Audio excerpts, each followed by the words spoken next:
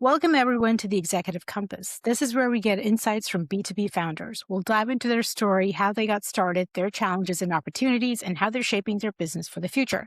For those of you who are watching this, I'm Amisha Srimankar, founder of Vectra Growth Partners. And today I have a very special guest.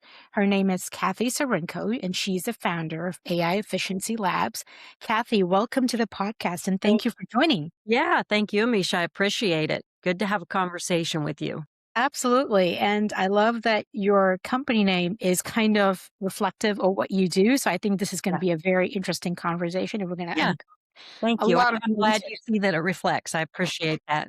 Yeah, yeah. So for whoever's watching today, do you mind doing a brief introduction about yourself? Of course, of course.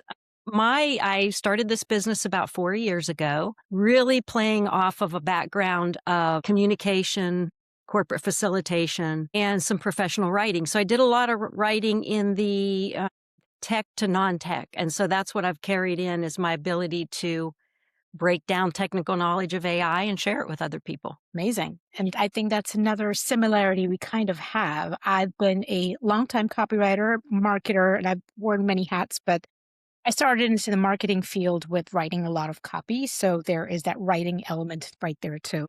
Right.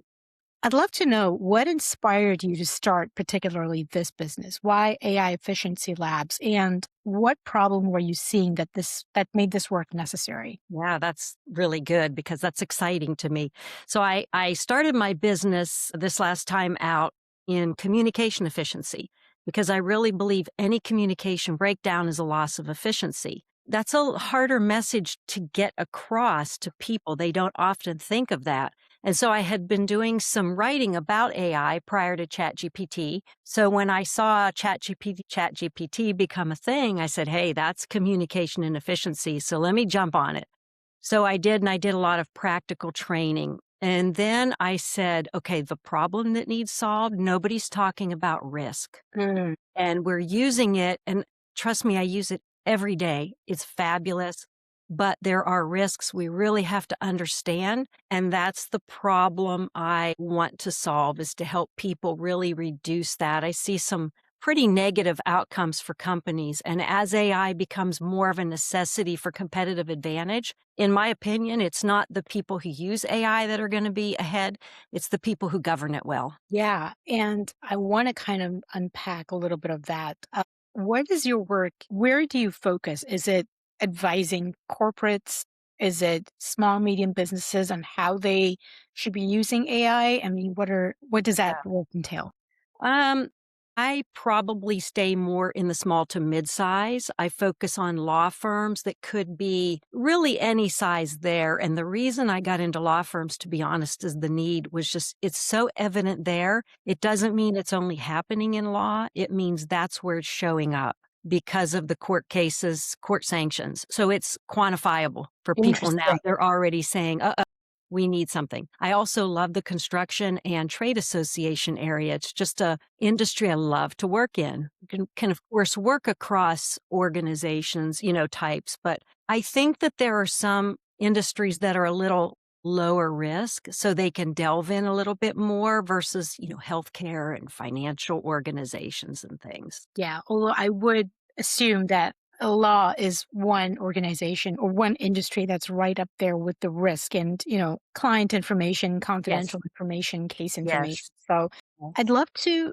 since these are two industries that you focus on, what are a couple of things or an example of each that you've seen that is flagged as like a no-no and you kind of walk your clients around like, let's not do this. And this is how we reduce your risk and get you to be more compliant. If you can just Yeah. share Well, those. the biggest one that's the most recognizable is hallucination and I think that understanding how an AI model works is crucial because all of us get something we're like, oh, that's amazing. This would have taken me 3 hours and it's done in 30 seconds, but that doesn't mean it's right. And so it could be any industry. Let's use the law example I was using. These are not people who are not knowledgeable or experts in their field. They're people who evidently aren't as aware of how models work, that it's probabilistic and it's predicting by text generation. If we're talking about ChatGPT, Claude, etc., and even some of the closed models like Westlaw and Co-Counsel, there's still risk. So the biggest thing I think that everybody needs to watch out for is AI is going to give you an answer. It's never going to say, Amisha, I don't really know. Why don't you go check somewhere else? It's going to give you something that's always plausible and polished. And so the need for verification is much different than the need for proofreading. You're absolutely right. And how do you actually guide, coach your clients through that process? Say they get an output. Do you strongly recommend that there should be a human in the loop to Yeah, kind of look through definitely. all that? What are the other controls they can take? Yeah. Well, So to that touches a little bit into governance. So, policy is intent. Probably less than 40% of companies even have a policy. But policy is, and I think they're frozen because they're not sure what the risks are or what to govern. So I like to say you have your workflow, what's going on every day, and then you have your policy where you intend to go. What's that layer in between? And that is where I'm referencing governance. I'm not talking about big compliance frameworks like European Union Act or anything. So part of that is an authority. Who's the person that really understands what needs to happen, what the output should be, what tool can be used? And then the verification process, in my opinion, or I think it's based in good practice, you cannot verify if you don't know what risk AI might make. So there Hmm, needs to be understand the risk. Then you can look at the task and say, that might happen. So how do we prevent it? And then how do we document it? And basically prepares an audit trail of sorts. So I think that's one aspect of it that's very important amazing. I want to switch tracks to understanding how are you using AI in your company itself? all the time. However, Yes. this is really important to say for anyone. It never trumps your expertise. It is going to hand back substandard, false information. We have to come at it with we're the knowledgeable people and we're guiding it in its tool. So I love Claude. Yeah, me I too. love Claude Cowork. That's a newer version I'm using. I go between the two all day, and I also use some other ones. So I use Claude Cowork a lot for organizational things, campaign type things. Sometimes I'll say, I'm starting a marketing campaign, and it's a lot of components to track, right? So it is really good at helping me come up with a process, best practices. So I like it for things that are more factual, that have a lot of backing. But when it comes to my actual writing or when it comes to any curriculum I want to develop, it can get so far off base and drift. It's my expertise as a facilitator to know what I want to train. So I do use it in my writing and my curriculum development and my marketing all the time. I just want to emphasize that it's under my thumb. Yeah, yeah, and I reckon because you're using Cowork and you use it so much, it compounds on the memory what you're feeding it, so it knows what are some maybe and you Yes. probably have put in guardrails, and it kind of knows this is not what Kathy wants, and we need to do better or give her. Fabulous, and sometimes I argue with it. I'm like, "Really?" Kind of becomes like an intern or something. "Really? Didn't I tell you that I don't like that?"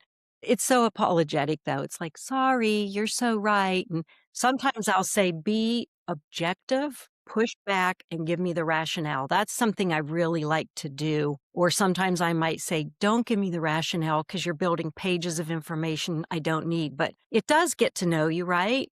Yeah, it does. And there are some good ways to track that, so that is a plus most of the time. Yeah.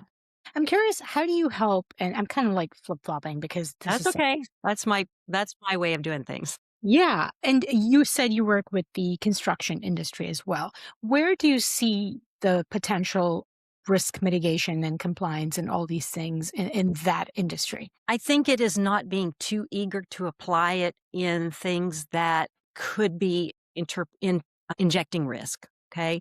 There are a lot of exciting things that could do with, let's say you're doing a proposal and you're doing some market research and, let me back up and say it this way. If you inject AI into something in proposal preparation and person A has pulled something in that maybe had to do with some old outdated pricing structure. Hmm. When something's put in, that just accelerates through the system. So it comes not only into proposal, but into quantity of ordering, into estimates, into delivery schedules. So I just think it's really knowing from the start, getting control from the start. Where is AI entering our system? Is it allowed to enter there? And what is it allowed to do? That's Yeah. that's the control factor. Amazing. And what's been the response to your training and coaching and the consulting, the work that you've been doing with these industries? Have they taken like an immediate, yes, I can't wait to do this? Or do you kind of see some resistance or backlash? Like, I just love doing it this way. And now you're telling me to kind of put guardrails and kind of monitor all the things. So I'm just curious, how is it taken? It's very two-sided. AI training was such a curiosity initially, Yeah. and people loved it because they could not believe what they could do. And we were doing some low risk but job appropriate things. When I train in that, it's hands on. Bring your laptop. I'm going to teach you a process and you're going to work on your own job objective. So, how do you write a press release and then turn it into marketing and then turn it into just multiplying that effort. So they absolutely love that. Most of the people I trained in that were, if they thought they used AI, it was maybe like writing an email. So they just didn't know the potential. Yes. Now, the people I'm talking to more about risk and governance, I think they're ready for it because they're just now seeing that there are some outcomes. It's just much more of a leadership down type of training. It's getting leaders to help their mentality of where they're going to be and how they're going to hold people accountable. So it's just very different. I think the need is felt very much, but they don't know where to go with it. So it's a little bit slower process. Yeah. And Kathy, what does that engagement look like between you and the firm that you brought on? And you said it's top down. So you obviously, is it you coach the CEOs on how to use it? Walk me through that process. What does that look like? I mean, I think ideally it has to begin with a leadership conversation. What's their business model? Why do they want to use AI? I always say stop buying tools and Yes. let's find out what you need and why you want to do it. I collaborate a lot with people in the data side who organize data, who are on the cybersecurity side. That's a pillar of responsible AI adoption. It's not my lane, so I make sure I have people that can serve my client. I want them to get the full picture, right? And then what I want to do with leaders and whoever they put forth to be the right people for this, let's talk about where AI is entering, what the boundaries are, what tasks it can do. And I say every time AI enters your workflow, risk enters. So Hmm. every time we have to match up, AI enters, risk enters, we have to verify. And we have to know how to verify, and then we have to document. And where AI, just think of it as this ongoing flow of every time AI enters, risk, verification, documentation. So I like to go there. And then I think it's really important to do risk training. You cannot have people verify if they don't know. I think I mentioned this earlier, what might go wrong. And then from there, I'm giving you the ideal. From there, it goes to workflow modeling. Let's let your people come in and really brainstorm on how AI can and should be used.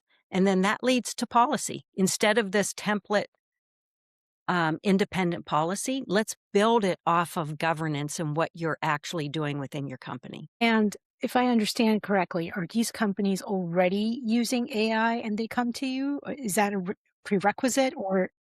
I talked to somebody today, they're really not using anything. Mhm. Based on the size of the company and whether they're using it or not, I just customize what I think. Like for this company, I said, let's get your leaders and your IT people who want to keep things locked down. Let's start there and make sure your company has the appetite for some AI, low to no risk. And then other companies have it and they're just, with them, I'm going to look for the weaknesses, help them identify the priorities and quick fixes, low hanging fruit. So it can be either. Yeah, yeah, I hear you. What are the first things you typically recommend a business put in place before rolling out AI broadly? If they came to me, and even if they weren't ready for my services, I would say, pause on the tools. Here's person I'd want you to talk to. Do you have good data? You don't want to push data through your AI tools that is outdated because AI can bring outdated things to the table anyway. So I would collaborate with them on that. And let's talk about what you're pushing into the system, what tools you're going to use to pull it into the system. And then the other thing I'd say, top wise, right from the start with me, is shadow AI. So you think some law firms and other companies will say, well, my people don't use AI. Well, Mm, that's a little bit naive.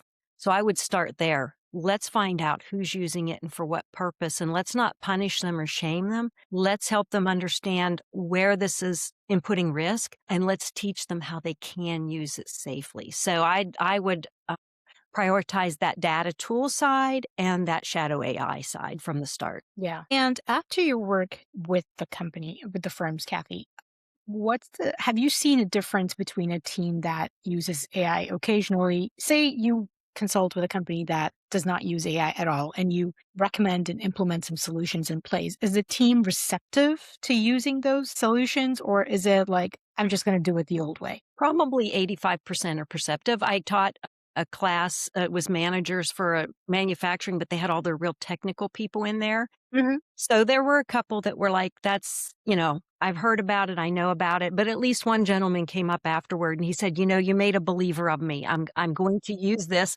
because I see how it can be used. So the thing I would say about it is teach them enough so that they can use it. They need to be problem solvers. Like don't write down Kathy said use this prompt. That's going to help them once or twice. No, it's let's learn the tool enough that you can look at your own role and figure out how to use it. And I think if you only do a training and stop and a training and stop, you're really not going to get the value at all. Yeah.